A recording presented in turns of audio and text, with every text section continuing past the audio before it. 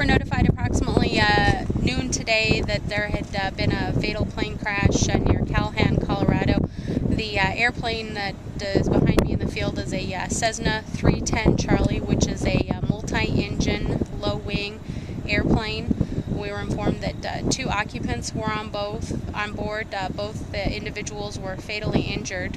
Preliminary reports indicate that the airplane departed Meadow Lake Airport at some time this morning for the purposes of just a local flight, and the aircraft was receiving air traffic control services, what we refer to as radar flight following. In other words, air traffic control was providing spacing and traffic collision avoidance services when possible from other airplanes that may have been in the area.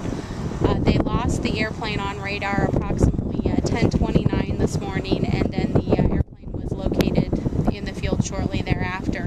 We're in the process of gathering our team to come from various parts of the country.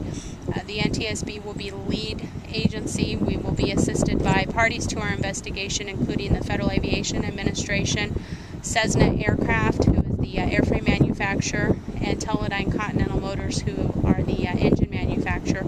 They will be arriving in the area later this evening and into tomorrow morning. So we will do as much on-scene documentation as we can this evening, as long as the weather allows and the daylight allows, and then we will continue again tomorrow morning.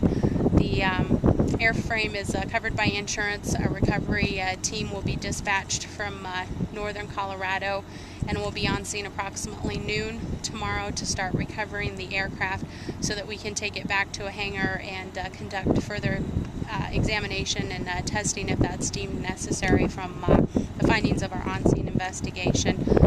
An accident like this takes usually 8 to 10 months. We know that's a long period of time to understand what the most probable cause of the accident is, but we do not rush so that we don't miss anything that is pertinent or important and could potentially have an effect on other airplanes that are out there flying and out there operating.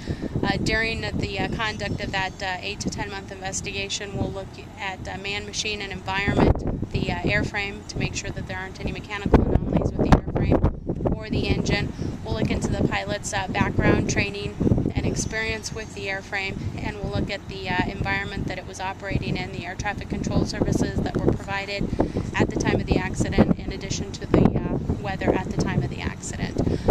We don't have a probable cause. The probable cause is determined by our 5-member board in Washington, D.C.